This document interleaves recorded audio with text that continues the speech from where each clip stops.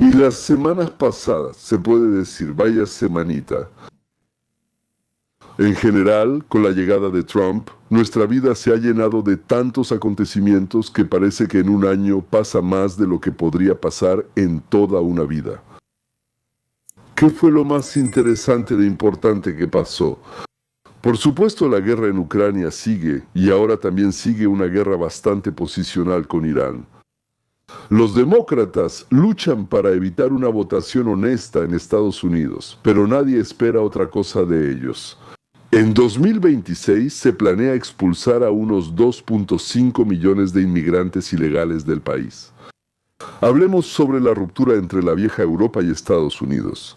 Vamos a hablar sobre quién se beneficia de lo que está sucediendo en Medio Oriente, tanto a corto como a largo plazo. Son jugadores muy diferentes. Pero hay dos temas que se destacan, porque de cómo se desarrollen las cosas precisamente en estas situaciones depende el día de mañana y el futuro de todo el planeta. El primero es una cuestión que tiene la mayor influencia en Estados Unidos, si somos honestos, y en el mundo. La cuestión es quién tendrá el poder en Estados Unidos en 2026 y en las elecciones. Y también sobre 2028, las elecciones presidenciales y más. Aquí descubrí cosas sorprendentes que ni imaginaba ayer.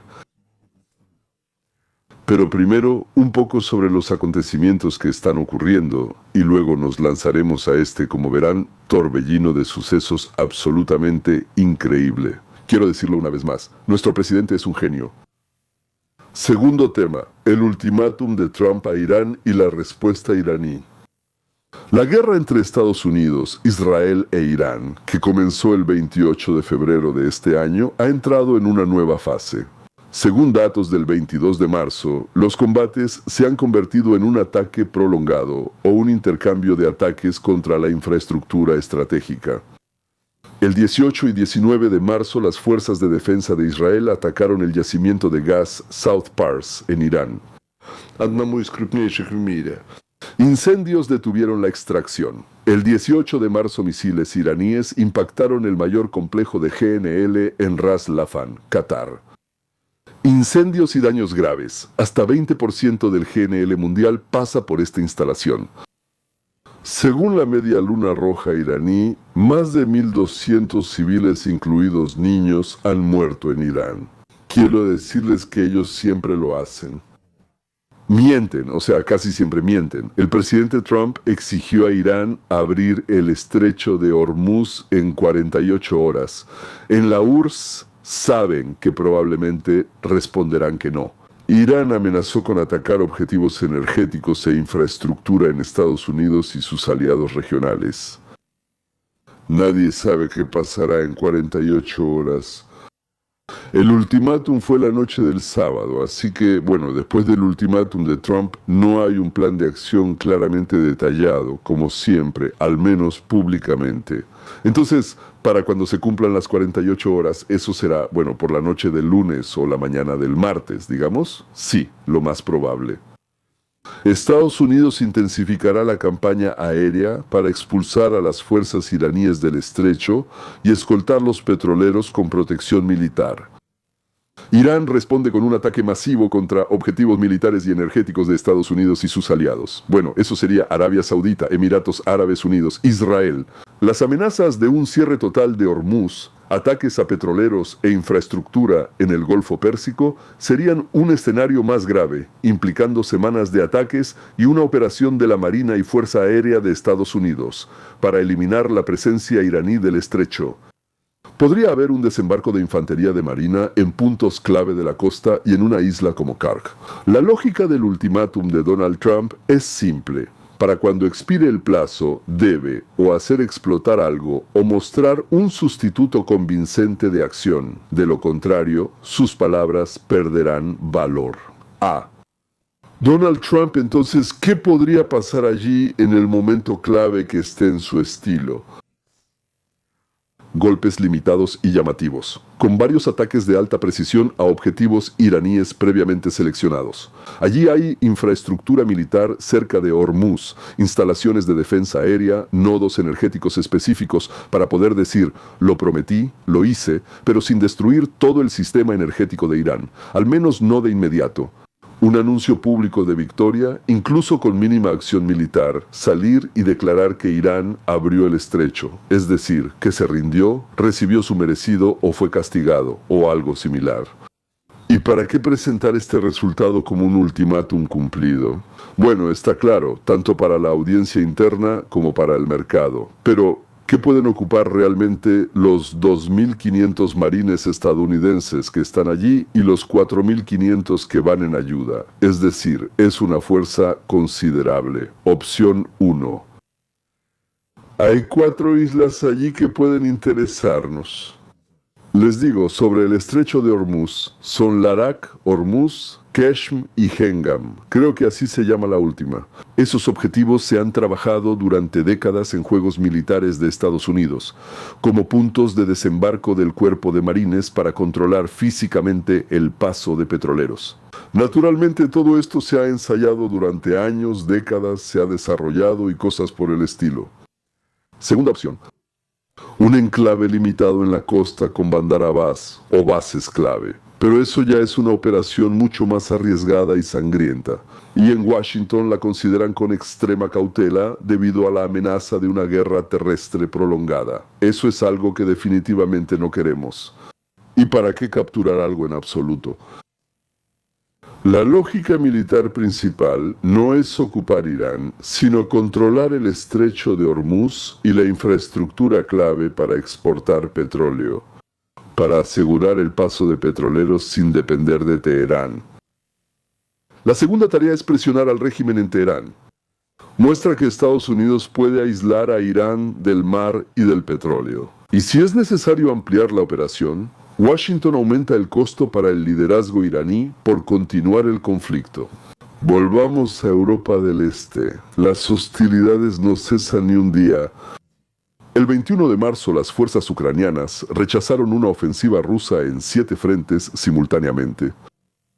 Rusia perdió el 22 de marzo a 940 militares y 30 sistemas de artillería según el Estado Mayor, Ucrania. Y ellos también pueden, como se dice, no pedirán mucho, bajo control, lo cual es físicamente cierto y confirmado, casi 400 kilómetros cuadrados después de la pérdida rusa y el acceso a Starlink, donde, por cierto, gracias a Moscú, Rusia planea movilizar 409.000 personas en 2026, preparan una ofensiva en abril con reservistas de Crimea. Putin ha reducido sus apariciones públicas tras el asesinato de Shamrini, por temor a ser la próxima víctima. La guerra en Medio Oriente está cambiando los cálculos del Kremlin. Turquía y Arabia Saudita, según los expertos, serán los principales beneficiarios del nuevo orden regional. La guerra, de hecho, damas y caballeros, es el principal enemigo de la libertad. Cuando los estados están en guerra, los cañones suenan, por así decirlo, de manera confusa. La música se vuelve más complicada. El Estado siempre amplía su poder y limita derechos ciudadanos, como Hayek explicó en 1944.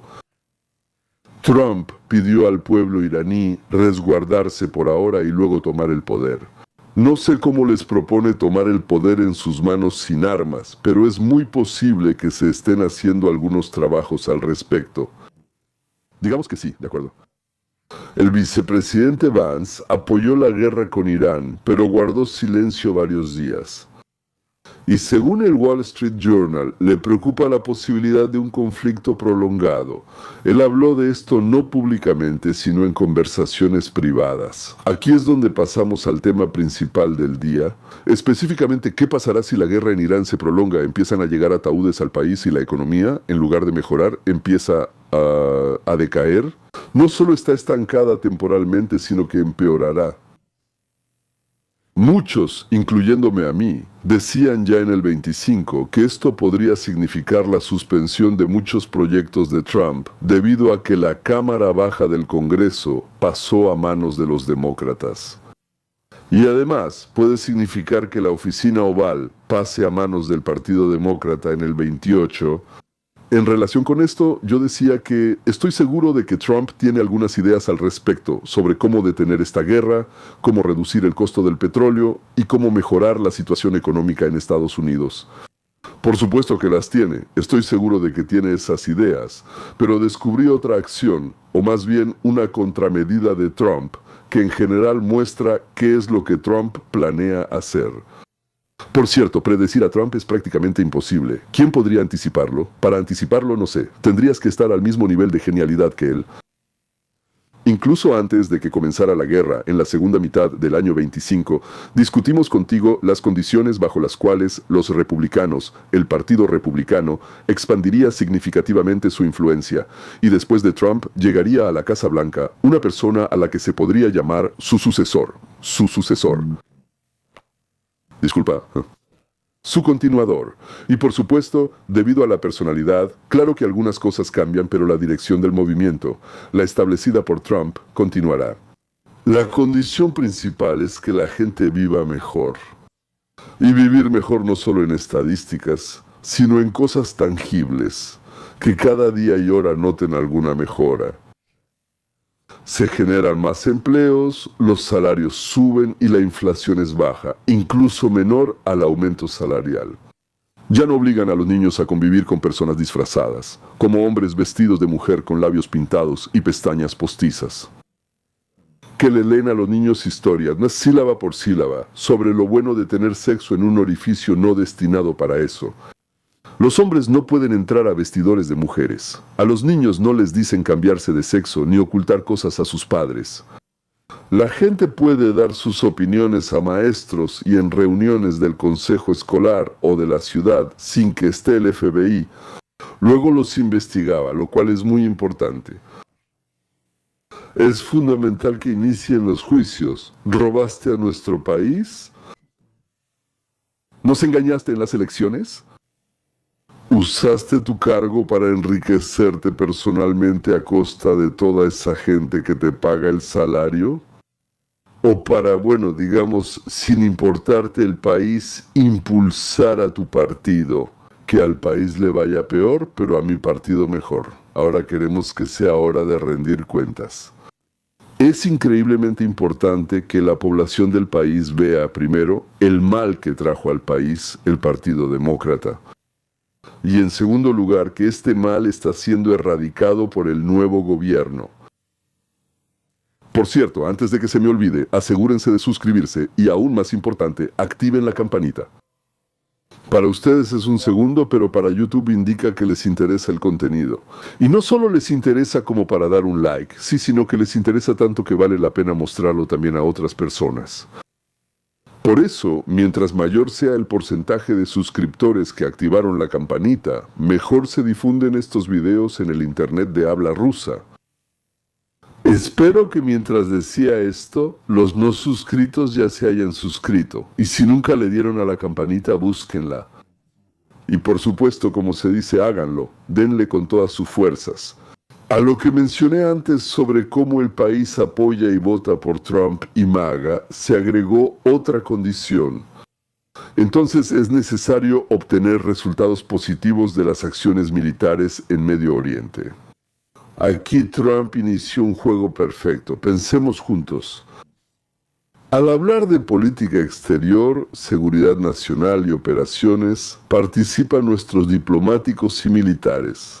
Junto a Trump todo el tiempo está Rubio, quien ocupa, al menos que yo sepa, 3 cargos en la administración del presidente. De verdad espero que le paguen 3 sueldos. Él está muy involucrado en los acontecimientos del Medio Oriente y Europa, las relaciones con la OTAN, Ucrania, Rusia y el suministro mundial de petróleo. Rubio gestiona todo lo relacionado con la seguridad nacional, ya sea a nivel diplomático, militar o financiero. Se puede decir que de esto se encarga Lutnick junto con el ministro de Finanzas. Sin embargo, constantemente, todo el tiempo, Rubio está presente y visible en cámara. Su imagen, su personalidad están completamente ligadas a todo lo que sucede en la política exterior de nuestro país. Puedes decir que él es el ministro de Asuntos Exteriores, pero es el secretario de Estado, ¿verdad? No es necesario tenerlo siempre cerca, ni mostrarlo en la televisión todo el tiempo. Permitirle expresarse y sentarse en el sofá en reuniones, sean o no relacionadas con él. Al mismo tiempo, el vicepresidente J.D. Vance no aparece en pantalla junto a Trump cuando se trata de política internacional o guerra. Circulan rumores de que él está algo preocupado y que no apoya completamente la política en Medio Oriente. No está muy claro en qué exactamente, pero no está de acuerdo en todo. Al mismo tiempo, en la prensa se presentan comentarios de que él expresó esas ideas de manera privada. Quiero decirles de inmediato, damas y caballeros, que, en primer lugar, si el vicepresidente Vance hubiera expresado esas ideas en privado, no nos habríamos enterado. Que sepamos esto indica que es un proyecto planeado, es una filtración. ¿Para qué sirve? Está bien. Ahora hemos llegado al meollo del asunto, que es precisamente lo que quería compartir con ustedes. Imaginemos que en la guerra todo salió bien, logramos los objetivos con poca sangre y en poco tiempo, y el petróleo bajó, empezó a caer y lo llevamos hasta $60 por barril, que controlamos el petróleo de Venezuela e Irán, y nuestra propia producción de petróleo ya alcanza los 15 millones de barriles diarios, y los asuntos internos en Estados Unidos, sobre todo la economía de la clase media, mejoran notablemente. ¿Quién apoya a Trump? ¿Quién es ese héroe que ayudó y en muchos casos incluso hizo algo que tuvo un impacto tan positivo en nuestra vida estadounidense? Es él, el increíble, sonriente y sensato Michael. El patriarca sonriente le da el cetro y el orbe, y en ese instante Cuba también se volvió libre. Supimos que héroes fueron los padres y abuelos de Marco, cómo huyeron, cómo sufrieron por la libertad, y lo maravilloso que es Marco. Rubio llegó a la cima por mérito propio y será el primer latino y cubano en liderar el gobierno de Estados Unidos. ¿Y ahora? Imaginemos que no todo es tan bueno y brillante con Irán. Azul. Estancamiento de la industria. Desacuerdo con los europeos. La gasolina cara, la alta inflación. ¿Crees que la gente va a correr a votar por una persona que para ellos será el símbolo de todo lo anterior? Incluso aunque la mayoría de los seguidores de MAGA entienda la necesidad de lo que se hizo, de todos modos no habrá entusiasmo por ir a votar cuando el nombre de Marco esté en la boleta. Analicemos al otro candidato. Trump anunció hace 2 días una oficina especial para asuntos de corrupción en el gobierno. Ya sabemos de la pesadilla en Minnesota. Sabemos que algo parecido pasó en California y el FBI seguramente ya sabe en qué otros lugares usan el mismo esquema. En California había una dirección con 100 médicos registrados que enviaban frecuentemente facturas al programa estatal de ayuda para enfermos, ancianos y personas necesitadas. Siempre les pagaban sin verificar esa dirección. Encontraron a un médico de 84 años que se sorprendió al saber que cada año presentaba 1,000 facturas al estado de California para su pago. En total recibió $600 millones del estado de California por facturas que supuestamente él presentó. Cada una de esas facturas fue pagada. Nadie sospechó nada. El doctor estaba tan sorprendido que no supo responder. Es decir, ya hay una gran cantidad de casos descubiertos y guardados en lo que llaman el cajón de "lo sacaremos cuando sea necesario". Como ya mencionamos, será necesario iniciar en mayo, luego junio, todo julio y agosto, para que en septiembre el país rechace a cualquiera del Partido Demócrata. ¿Y quién es el héroe? Ese caballero de armadura brillante que sacó a la luz y limpió las caballerizas de todo ese mal y suciedad. Así que, quien dirigirá este proceso y esta gestión no será otro que el vicepresidente de los Estados Unidos de América, J.D. Vance. Inteligente, reflexivo, que no estuvo involucrado en absoluto en la guerra en Irán y además expresó en privado su preocupación al respecto. Nadie recordará que le preocupaba, solo que estaba preocupado, y al final tenía razón. ¿Y a quién van a investigar y sacar a la luz? Bueno, en la prensa de derecha ya llevan 2 semanas diciendo que el robo, el asalto, el saqueo y la corrupción que había en Minnesota no son nada comparados con lo que está pasando en California. ¿Y por qué es tan importante para nosotros California? Porque el candidato más probable a la presidencia por el Partido Demócrata, claro, en el año 28, es el actual gobernador del estado de California, quien en noviembre dejará ese cargo para luchar por la presidencia. Se llama Gavin Newsom. Señores, parece que estamos listos para la lucha, cuando las consecuencias de Irán pueden ser positivas o empeorar la situación en Estados Unidos. Escriban lo que piensan al respecto. ¿Tengo razón sobre Rubio y Vance? ¿Tienen otra idea? Eso es todo por hoy. Nos despedimos hasta la próxima.